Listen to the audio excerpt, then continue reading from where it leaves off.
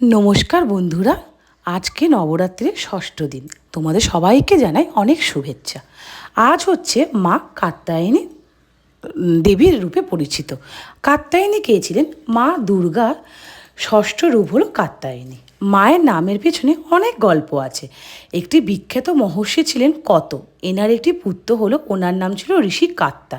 তিনি বহু বছর কঠিন তপস্যা করেছিলেন মা ভগবতীকে পাওয়ার জন্য কন্যা রূপে। মা তার তপস্যায় সন্তুষ্ট হয়ে তাকে বর দিয়েছিলেন। কিছুকাল পর মহিষাসুরের অত্যাচার যখন পৃথিবীতে বেড়ে যায়, তখন ব্রহ্মা, বিষ্ণু, মহেশ্বর তাদের নিজেদের শক্তির অংশ দিয়ে দানব মহিষাসুরের বিনাশের জন্য একটি দেবীর সৃষ্টি করা হয়। এই দেবীর সর্বপ্রথম মহর্ষি কাত্যায়ন আরাধনা করেন, সেই জন্য এই দেবীর নাম কাত্যায়নী। মহর্ষি কাত্যায়নী ঘরেই কাত্যায়নী জন্মগ্রহণ করেছিলেন।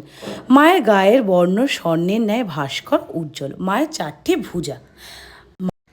মায়ের বাহন হলো সিংহ। কথিত আছে আজকের দিনে মাকে একটু মধু দিতে হয়, তাহলে সবার সাথে নাকি সম্পর্ক মধুর হয়।